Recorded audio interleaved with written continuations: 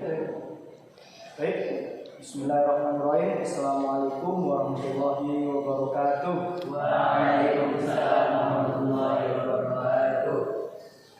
Hayya nabda darsana biduati al-basmalah wa doa.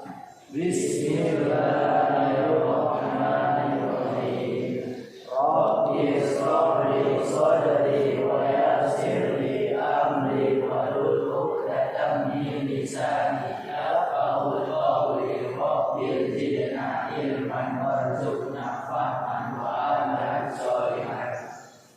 Kaifa halukum jami'an? Alhamdulillah inna billahi subhanahu wa ta'ala kaifa halukum ya ustaz. Baik, alhamdulillah. Sekarang kita belajar tentang perkembangan Islam pada masa Rasulullah SAW periode Makkah. Ya. Yang pertama,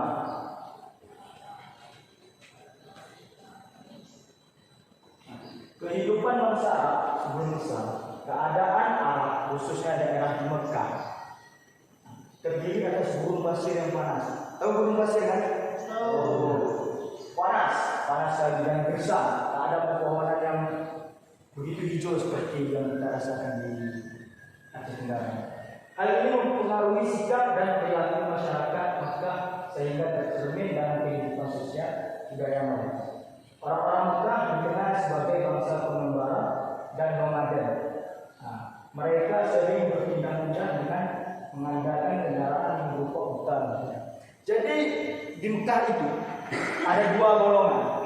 Yang pertama daerah perkotaan yang ada di sekitaran Ka'bah, dan ada orang nomaden atau orang kampung, orang Badui. Dan disitulah orang-orang Badui selalu berpindah tempat, nomaden, nggak ada tempat menetap. Disitulah mereka merasakan yang namanya kebebasan, tak ada aturan. Bagi mereka siapa yang paling kuat itulah yang paling mantap, gitu loh. Karena kehidupan nomaden yang pindah dari tempat ke tempat yang lain, dari tempat satu ke tempat yang kedua, itu orang-orang Badui. Jadi mereka menganggap perempuan sebagai orang-orang lemah. Itu makanya sebelum Rasulullah hidup di Mekah, orang-orang Badui mengubur anak perempuan. Orang-orang Badui mengubur anak perempuan dan mengatakan mereka itu adalah aib, buat sengsara. Apalagi zaman dahulu ada perbudakan, akan menjadi aib. Keyakinan orang Arab dan budaya orang Arab, keyakinan terlebih dahulu. Dari segi keyakinan bangsa Arab pada masa jahiliyah terdapat beberapa golongan. Ada 4 golongan sebelum Rasulullah SAW diutus sebagai nabi. Yang pertama, golongan yang mengingkari sang pencipta dan hari kebangkitan. Bisa kita katakan sekarang seperti orang ateis yang tidak percaya sama Tuhan, yang tidak percaya adanya hari akhirat atau hari kebangkitan. Itu. Dan paham yang pertama? Paham itu? Lalu yang kedua, golongan yang mengakui adanya Tuhan, tetapi walaupun mengakui adanya Tuhan, namun mengingkari adanya hari kebangkitan. Mereka mengakui adanya Tuhan. Lata Uzza atau Lata Uzza, patung. Mereka menganggap patung-patung sebagai Tuhannya, dan mereka tidak menganggap adanya hari kebangkitan itu ada. Lalu yang ketiga, golongan yang menyembah berhala. Yang itu tadi, biasanya masing-masing dari kabilah memiliki berhalanya sendiri-sendiri. Misalnya seperti kita di Aceh Tenggara, suku Alas. Misalnya contoh, suku Alas memiliki berhalanya sendiri, memiliki Tuhannya sendiri. Dan orang Gayo memiliki berhalanya sendiri. Itulah penganggapan mereka. Seperti dari kabilah Uzzair mempunyai berhala yang bernama Suwa. Dari kabilah Mazhab dan kabilah-kabilah di Yaman itu kan daerah Arab mempunyai Yagut dan Yakut. Itu nama berhala mereka. Setiap kabilah-kabilah mempunyai berhala masing-masing. Baik, lalu yang keempat, golongan yang cenderung mengikuti ajaran Yahudi. Nah, dari Mekah dulu ada Yahudi, Nasrani, dan Sabi'ah. Dan ada pula yang menyembah malaikat Tauhid. Nah, keempat itulah kepercayaan bangsa Arab sebelum diutusnya Nabi Muhammad Sallallahu Alaihi Wasallam. Baik, selanjutnya. Nah, lalu selanjutnya budaya orang Arab. Next.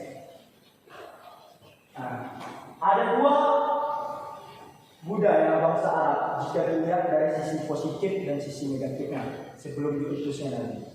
Nah, orang Arab itu yang positifnya berdagang. Nah, jadi kebiasaan kebudayaan orang-orang tersebut sebelum diutusnya Nabi Muhammad berdagang. Dan bahkan sampai sekarang kita bisa lihat mereka itu berdagang. Nah, karena pusat berkumpulnya orang-orang yaitu di Mekah. Musim haji mereka haji karena mereka sebagian mengikuti ajaran Nabi Ibrahim. Siapa yang menciptakan Ka'bah? Yang membangun Ka'bah? Nabi Ibrahim. Mereka mengikuti ajaran agama Nabi Ibrahim. Makanya pusat berkumpulnya di Mekah, mereka berdagang. Selain di Mekah, mereka pergi ke Syam, ke daerah-daerah yang lain untuk berdagang.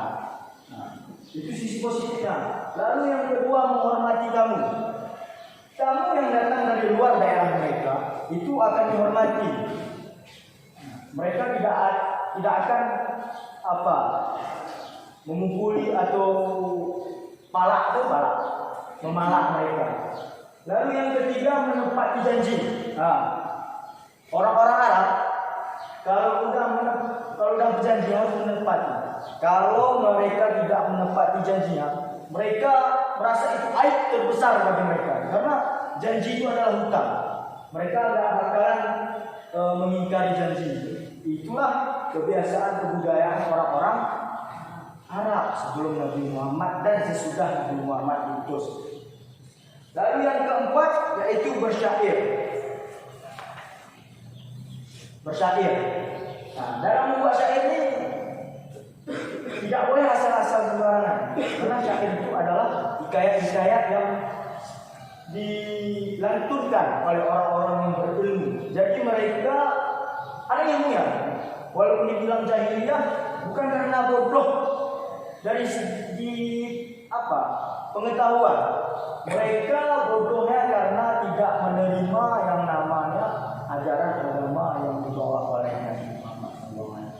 Dari sisi negatifnya kita bisa lihat mereka berjudi, menyembah berhala, mabuk-mabukan dan perbudakan. Dulu perbudakan di situ sangat banyak bisa kita lihat. Perbudakan sampai bila berubah pun dari budak.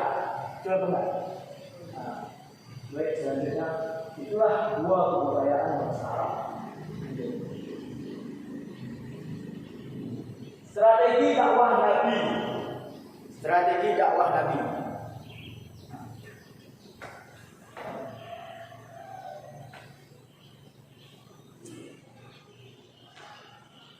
Sebelum Nabi Muhammad SAW diutus sebagai Nabi, tepat pada usianya ke-20 tahun. Nah, Nabi sebelum usia itu atau usia masih 14 tahunan terjadi yang namanya perang antar kabilah dan Rasulullah ikut. Siapa yang tahu perang apa itu? Ada yang tahu perang apa? Perang Pizar. Nah, perang Pizar. Lalu pada usia Nabi Muhammad 20-an tahun sampai 25 tahun, beliau berdagang ke negeri Syam. Siapa yang tahu dagangan siapa yang dibawa oleh Rasulullah? Siti Khadijah. Ya, betul. Siti Khadijah. Karena begitu meningkatnya pembelian, begitu banyaknya keuntungan dari yang dihasilkan oleh Nabi Muhammad sebelum diutus jadi nabi. Nah, jadi Siti Khadijah ini begitu terkesan kepada beliau. Nah, Mengapa bisa seorang pemuda bisa menghasilkan begitu banyak keuntungan? Karena apa? Sifatnya yang jujur. Nah, beliau memisahkan yang busuk dan yang bagus. Kalau orang-orang di sana nggak jujur ya dahulu. Nah, dia dicampurkannya, harga tak mahal buatnya. Begitulah budaya mereka, tidak jujur.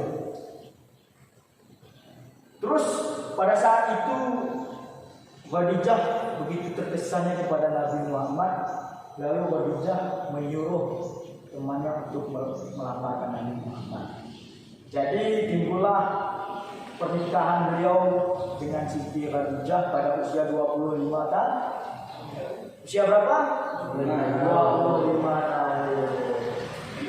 Siapa yang tahu usia Siti Khadijah berapa? 40 tahun. Kemudian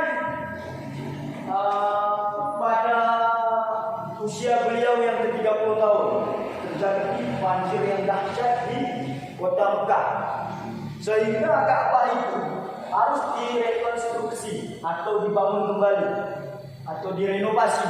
Atau renovasi kan? Dibuat lagi. Jadi disitulah timbul pertengkaran antar kabilah-kabilah. Di Arab itu suku-suku akan apa? Berkelahi.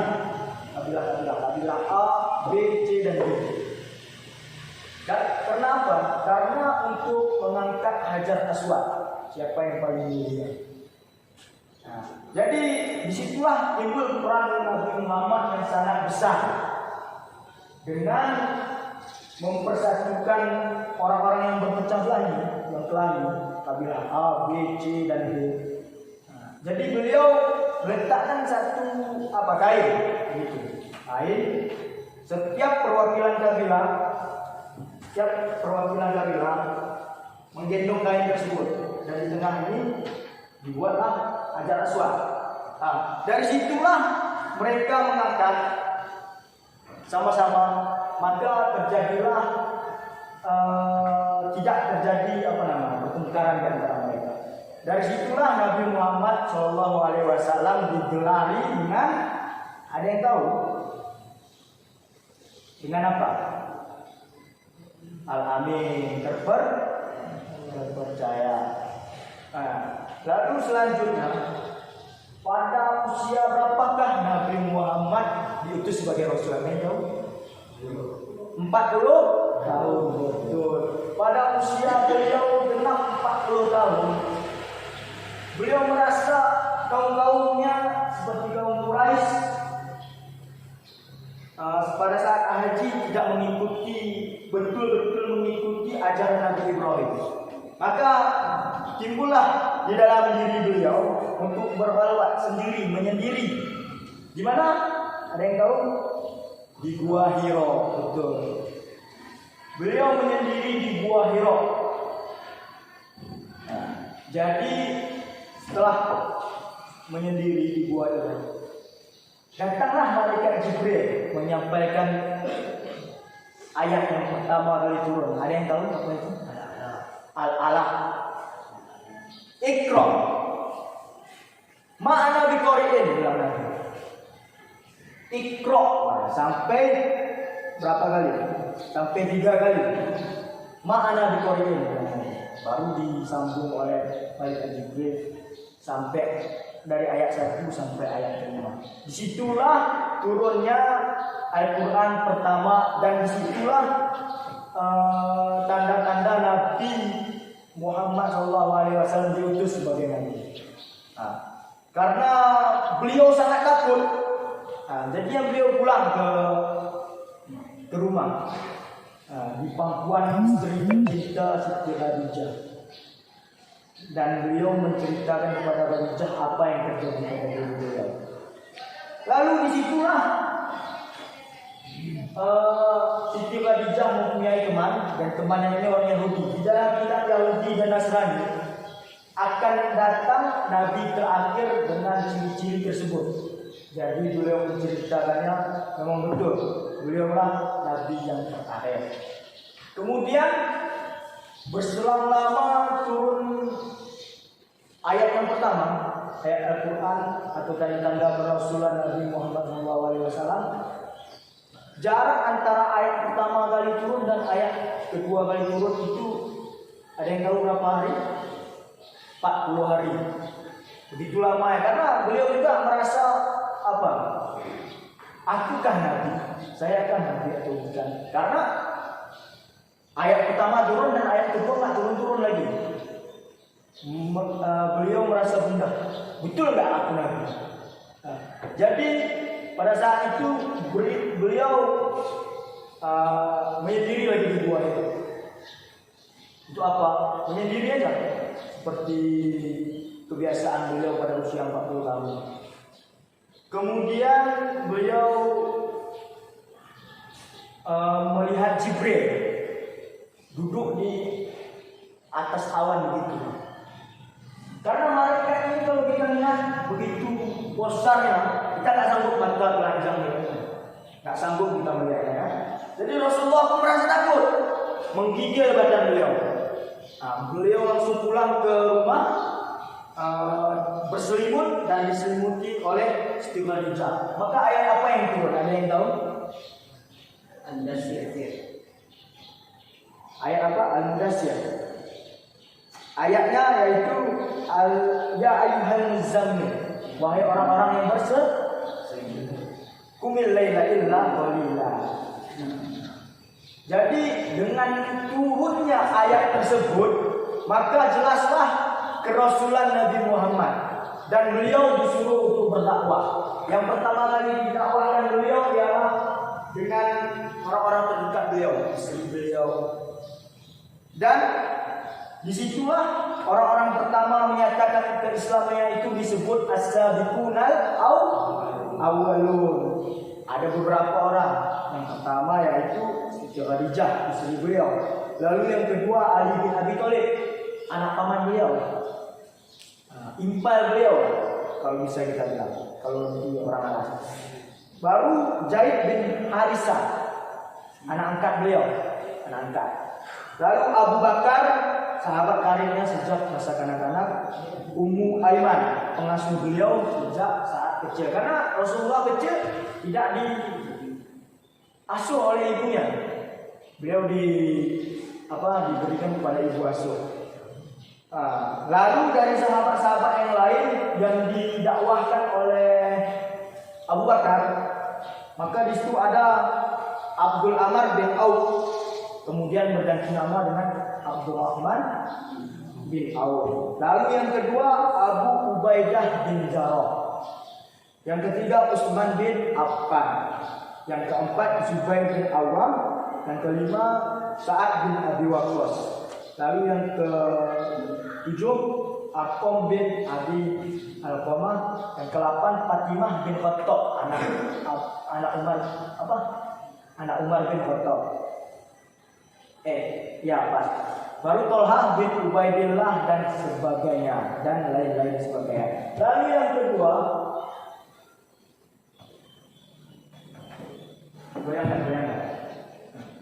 Lalu yang kedua dakwah secara terang-terangan. Dakwah secara terang-terangan. Pada 3 tahun lama ya Rasulullah berdakwah secara sembunyi-sembunyi di rumah sahabat beliau yang bernama Arqam.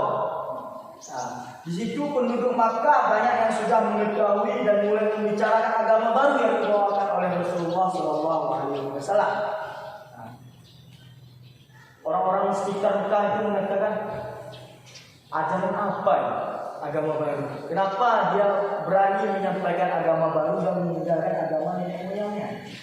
Begitulah kata-kata orang Makkah pada saat Rasulullah berdakwah. Situ langsung Allah menyuruh berdakwah secara terbuka, terang-terangan. Lalu pada saat beliau melakukan dakwah secara terang-terangan, beliau mengumpulkan orang-orang dari beberapa kabilah berada di mana? Di Bukit Sofa kalau nggak salah. Bukit Sofa. Beliau mengatakan, wahai orang-orang Arab.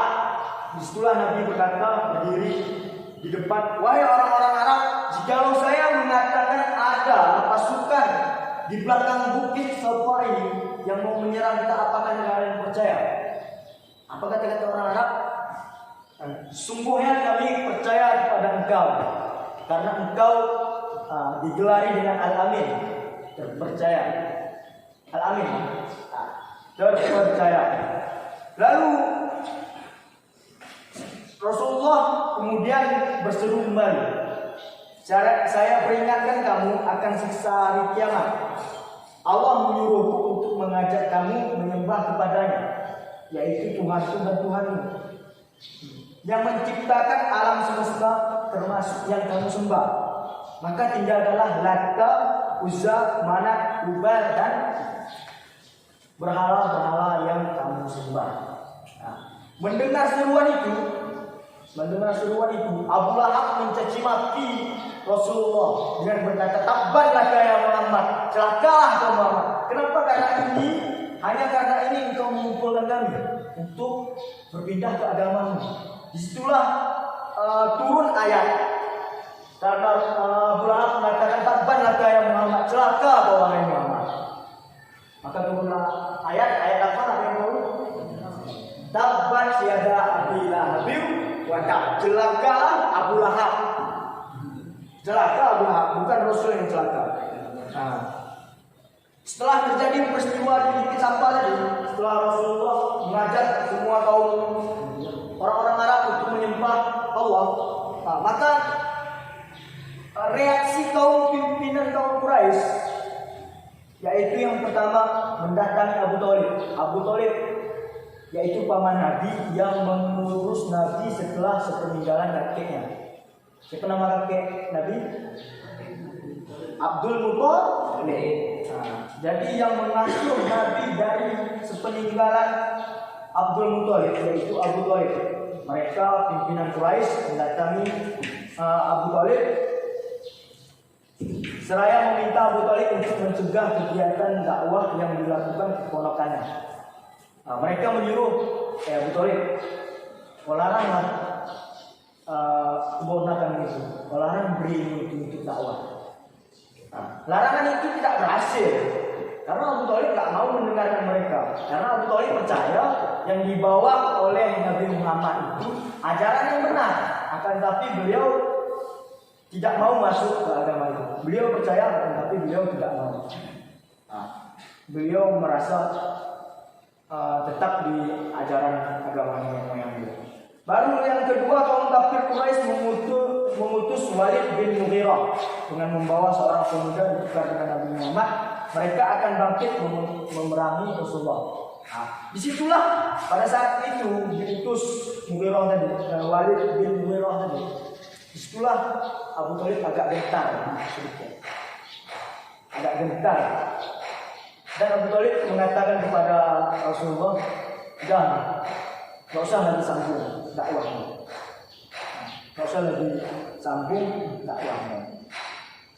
Apa kata Nabi Muhammad?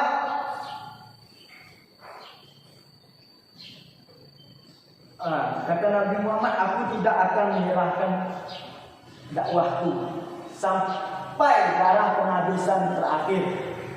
Aku tidak akan meninggalkan dakwah ini." Jadi oleh karena pernyataan Nabi Muhammad mengeluarkan, "Aku tidak akan menyerah, aku tetap berdakwah walaupun orang menyerang itu sampai aku mati." Beliau tidak akan menyerah. Baru itu juga tidak berhasil. Lalu yang ketiga, mereka mengutus Utbah bin Rabi'ah, seorang ahli retorika untuk membujuk Nabi Muhammad. Seorang ahli dalam merayu gitu. "Muhammad, apa yang kau mau? Perempuan kau mau kami sediakan. Harta sebesar gunung kau mau kami sediakan. Jabatan yang kau mau kami lakukan untukmu. Asalkan engkau jangan menyebarkan agama yang kau bawa." Jadi apa kata-kata Nabi Muhammad? Beliau tidak menerima. Beliau tidak menyerah. Beliau tidak akan menyerah. Hanya karena harta, wanita, harta, tahta dan wanita. Beliau tak akan menyerah. Seandainya kalian di posisi beliau, mau apa tidak? Mau apa tidak? Mau kan? Beliau tidak. Karena itulah beliau kuatnya. Lalu yang keempat, setelah itu tidak berhasil, mereka melakukan tindakan kekerasan fisik terhadap orang yang masuk Islam, terutama pada budak-budak hamba sahaya yang masuk Islam. Contoh, Bilal bin Rabah disiksa apa enggak? Disiksa dengan ditimpakan batu yang begitu besar, ditimpakan pasir yang sangat panas, ditimpakan.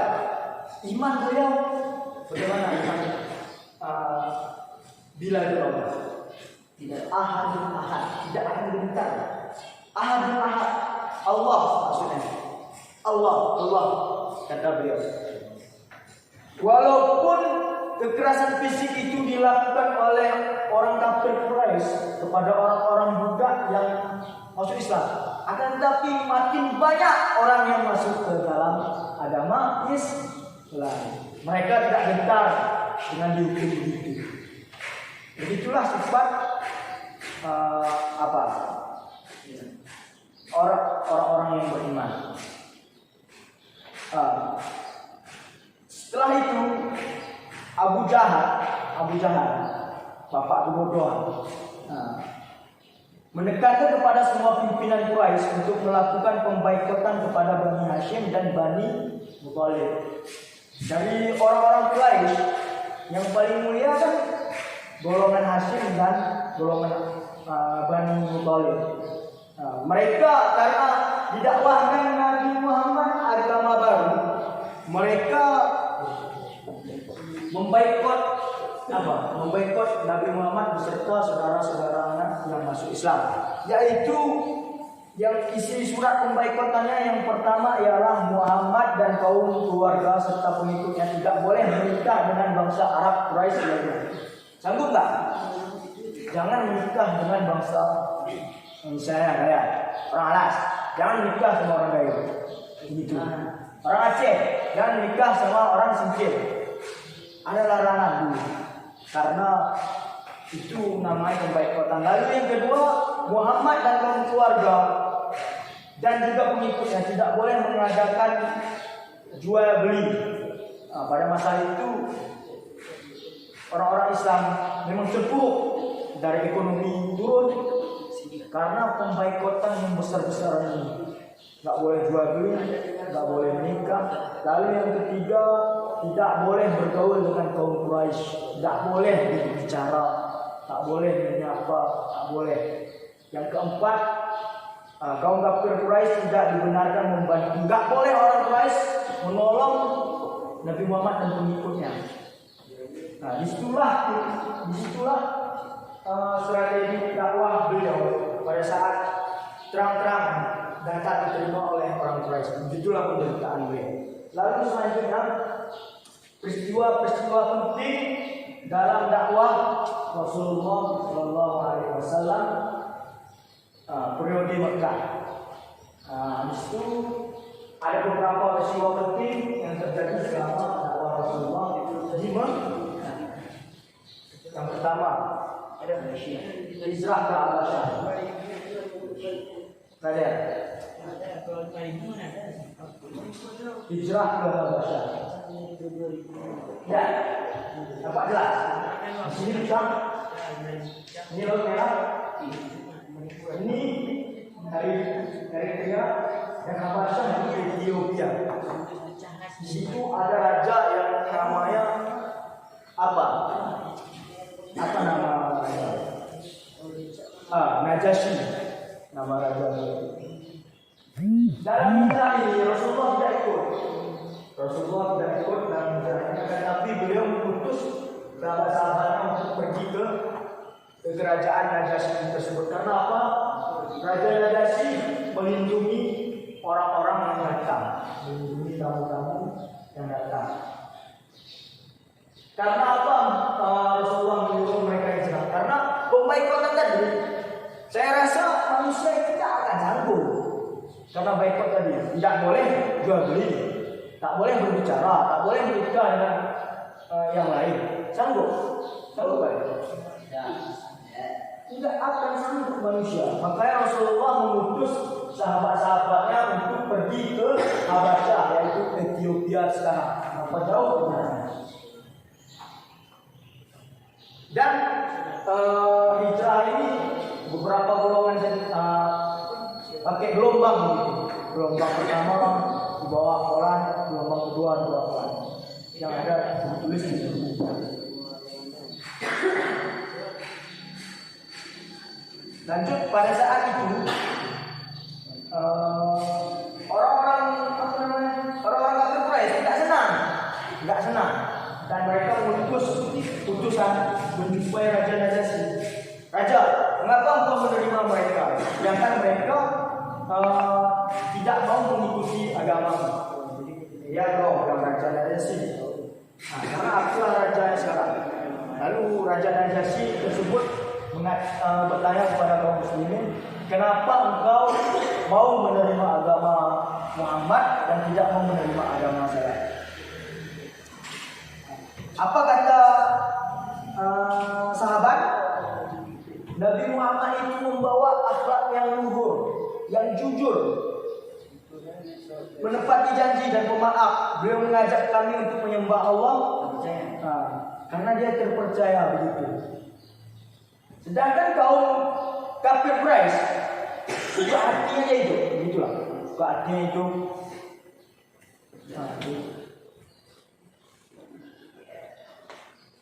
Lalu setelah hijrah ke Habasyah, ada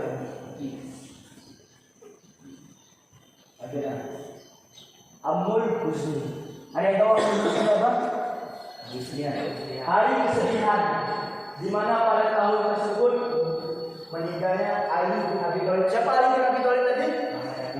Paman Nabi yang mengurus beliau sepeninggalan Abdul Muthalib. Pada ayat-ayat Abu Thalib, beliau mengatakan, "Wahai paman, ikutilah ajaranku." Lalu Ali bin Abi Thalib berkata apa?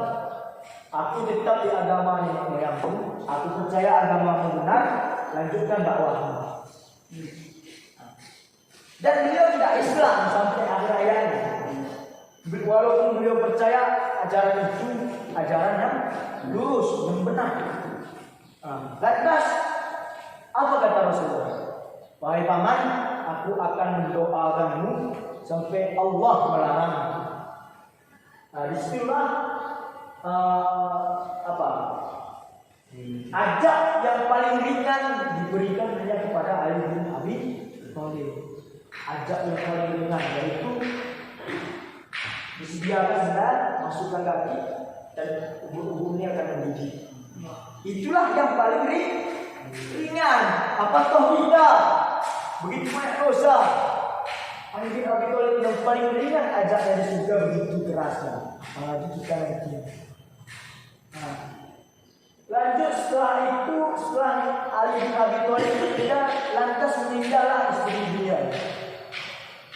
Pada tahun ke-12 kenabian beliau adalah usia 65 tahun. Begitu sedihnya istri yang dicinta dan paman yang dicinta, yang telah mendukung Nabi Muhammad SAW begitu hebat. Sampai Siti Khadijah pernah berkata, "Wahai Rasulullah, apabila tidak ada lagi uang untuk membiayai dakwahmu, ambillah tulangku sepeninggalanku untuk kau jadikan rakit, untuk kau jadikan perahu, untuk kau menyebarkan agama Allah." Begitulah cintanya Siti Khadijah kepada Islam. Begitulah cintanya beliau. Sampai beliau merelakan tulang-tulangnya aja menjadi perahu. Silahkan Rasulullah, ambil tulang belulangku, kau jadikan itu sebagai rakit, sebagai sampan.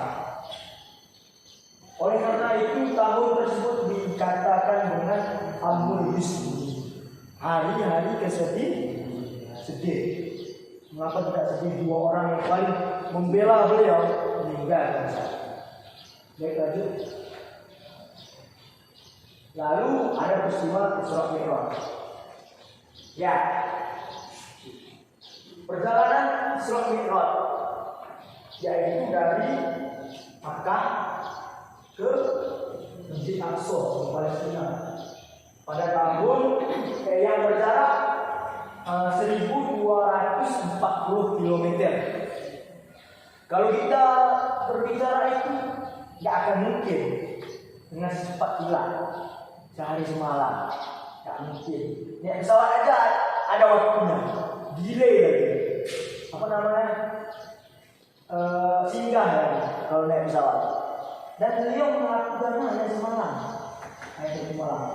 Peristiwa Isra Mi'raj ini adalah salah satu untuk menghibur Nabi Muhammad karena meninggalnya dua orang yang paling dicintai beliau. Nah, inilah salah satu apa namanya untuk kebahagiaan Rasul karena bersedia tadi. Lalu perjalanan inilah yang diapakan oleh Allah Subhanahu wa taala kepada beliau.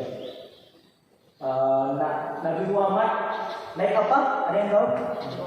Naik buruk dari Masjidil Haram ke Masjidil Aqsa. Lalu dari Masjidil Aqsa naik ke langit pertama, kedua, ketiga sampai Sidratul Muntaha dan Baitul Ma'mur dan seterusnya berjumpa dengan Allah. Untuk apa? Untuk mengambil syariat yang namanya sholat. Untuk mengambil syariat yang namanya sholat. Pada saat peristiwa itu ada kejadian yang begitu menarik, saya bisa katakan. Pada saat beliau naik berjumpa pada Allah memerintahkan kepada umat Islam untuk melaksanakan sholat 50 kali dalam sehari semalam. Lalu beliau turun ke langit ke-6 berjumpa dengan Nabi Musa. Wahai Muhammad, umat tidak akan sanggup. Umat tidak akan sanggup 50 kali sembahyang. Lalu Nabi Muhammad naik lagi, turun sampai timbullah rasa malu beliau. Lima kali sholat timbullah rasa malu beliau. Aku malu kepada Tuhan. Itu kata-kata Nabi Muhammad. Lalu dari situlah keluar dari sudah ditetapkan begitulah syariat sholat 5 kali dalam sehari.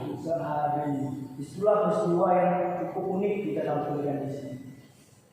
Lalu setelah itu beliau pulang ke Mekah dan menceritakan kepada sahabat beliau yang namanya Abu Bakar dan sahabat-sahabat yang lainnya juga. Kalau kita bayangkan tak akan mungkin orang bisa satu hari satu malam dalam satu malam dari Mekah ke Palestina, dari Palestina ke langit. Tak akan mungkin terbayang di bayangan kita. Akan tapi mungkin bagi Allah untuk membuatnya. Lantas pada saat itulah yang pertama kali membenarkannya ada yang tahu? Siapa? Abu Bakar. Karena itulah Abu Bakar diberi gelar As-Siddiq. Yang lainnya apa? Mengatakan nggak mungkin orang satu hari pergi ke Palestina jauh negara 1240 km jauh kali. Lantas disitulah orang mengatakan Muhammad berbohong. Lalu pada saat esokan harinya pulanglah orang-orang dari Mekah yang berdagang ke Palestina tersebut. Beliau menceritakan model kubah begini, model masjid begini, dan ternyata benar apa yang dikatakan Rasulullah dengan yang dialami oleh orang yang berdagang tadi. Benar kok dibilangnya. Tahu apa kata-kata orang kafir Quraisy karena tidak suka kepada Nabi Muhammad penyihir. Masa satu malam bisa dari Mekah ke Palestina? Nggak mungkin itu diterima oleh akal pikiran manusia, ya kan? Nggak mungkin. Yang membenarkannya pada saat itu adalah Abu Bakar As-Siddiq. Lanjut.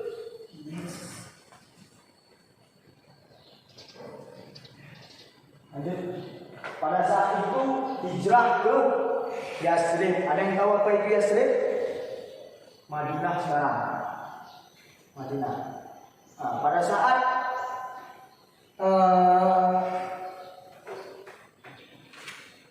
orang-orang dari kota Madinah datang ke Mekah untuk melaksanakan yang namanya haji, Rasulullah telah menyebarkan ajarannya terlebih dahulu kepada orang-orang Madinah. Maka di situ timbullah baiat yang pertama, yaitu baiat Aqabah Ula yang pertama. Ada 6 pokok penting yang bisa kalian baca nanti. Sumpah setia kepada Rasulullah di Aqabah yang pertama, yaitu yang pertama, mereka tidak akan menyekutukan Allah dengan sesuatu apapun. Nah, lalu yang kedua, mereka tidak akan mencuri. Yang ketiga, mereka tidak akan berzina. Yang keempat, mereka tidak akan membunuh anak-anak. Lalu yang kelima, mereka tidak akan membuat fitnah, dusta dan curang. Yang keenam, yang terakhir, mereka tidak akan durhaka kepada Rasulullah SAW. Nah, nanti setelah terjadi apa itu, setelah mereka melaksanakan haji, mereka pulang kembali ke Madinah, kembali ke kota asalnya, dan sahabat-sahabat tersebut menyebar luaskan ajaran agama Islam di Mekah. Dan Rasulullah sudah ada di Mekah. Nah, pada saat setahun setelah, maka mereka berjanji lagi dengan membawa rombongan orang-orang yang Muslim. Nah, maka disitulah timbul lagi baiat Aqabah yang kedua. Apa istilah? Penduduk Yasrib atau Madinah siap membela Islam dan Rasulullah SAW. Lalu yang kedua, penduduk Yasrib ikut berjuang dalam membela Islam dengan harta dan jiwa. Lalu yang ketiga, penduduk Yasrib ikut berusaha menunjukkan agama Islam dan menyebarkan kepada sanak keluarga saudara. Penduduk yang keempat, penduduk yang kelima, yang keempat, penduduk Yasrib siap menerima resiko dan segala tantangan yang dilakukan oleh orang-orang yang menentang agama Islam. Oleh karena itu, baiat yang pertama, baiat yang kedua ini, poin yang pertama, membela Islam dan Rasulullah. Oleh karena itulah Rasulullah melakukan hijrah ke Madinah, karena sudah ada janji orang Madinah akan siap membela Islam dan Rasulullah. Nah, oleh karena itu beliau hijrah ke Madinah. Karena pada saat malam sebelum hijrah itu kan orang-orang ingin membunuh Nabi Muhammad, ya kan? Ada yang tahu di sana? Orang-orang akan membunuh Nabi Muhammad, dan Nabi Muhammad menyuruh Ali bin Abi Thalib tidur di kasur beliau. Beliau melaksanakan hijrah ke Madinah. Oke, selanjutnya.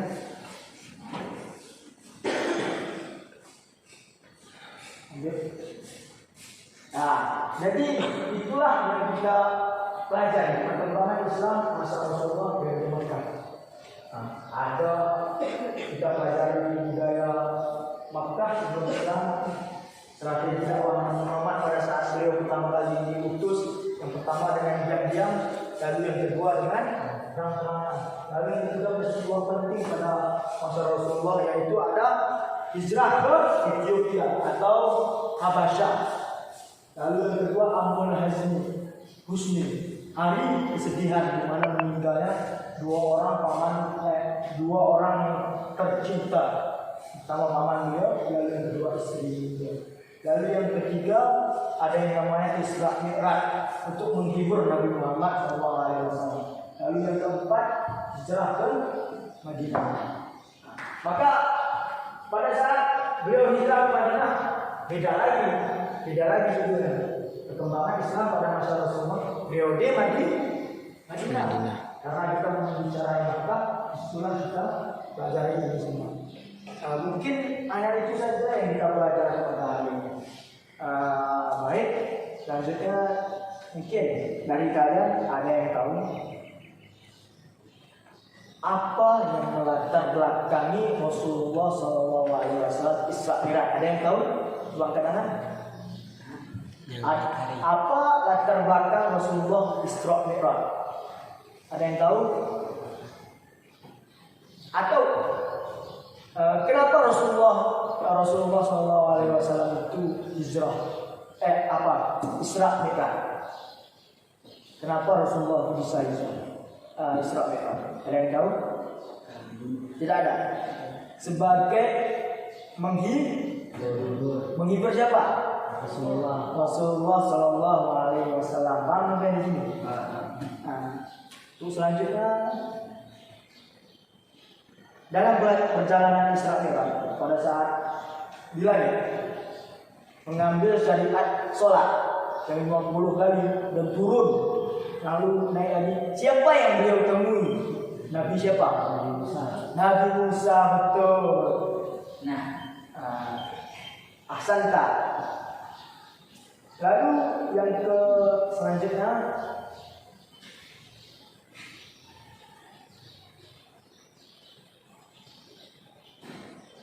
siapakah nama paman Nabi Muhammad SAW yang mendukung beliau, yang membela beliau dalam dakwahnya dan meninggal pada saat itu?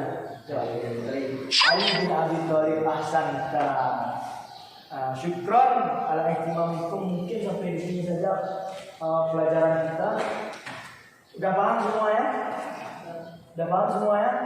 Baik tuh.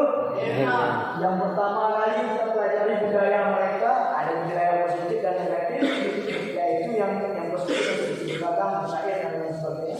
Yang positif, yang negatifnya yaitu berjudi, perbudakan, memabukkan dan seterusnya. Lalu strategi dakwah Nabi Muhammad yaitu secara sembunyi-sembunyi dan terang-terang.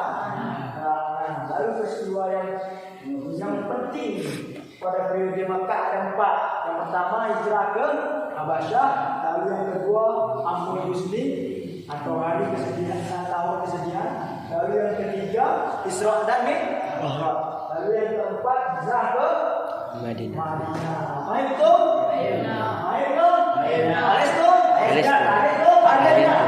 Baik, cukup sekian yang kita pelajari hari ini.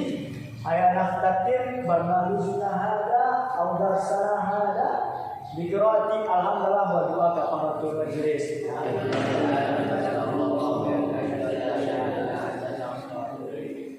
Mohon maaf atas segala kekurangan. Wabillahi taufiq wal hidayah. Assalamualaikum warahmatullahi wabarakatuh.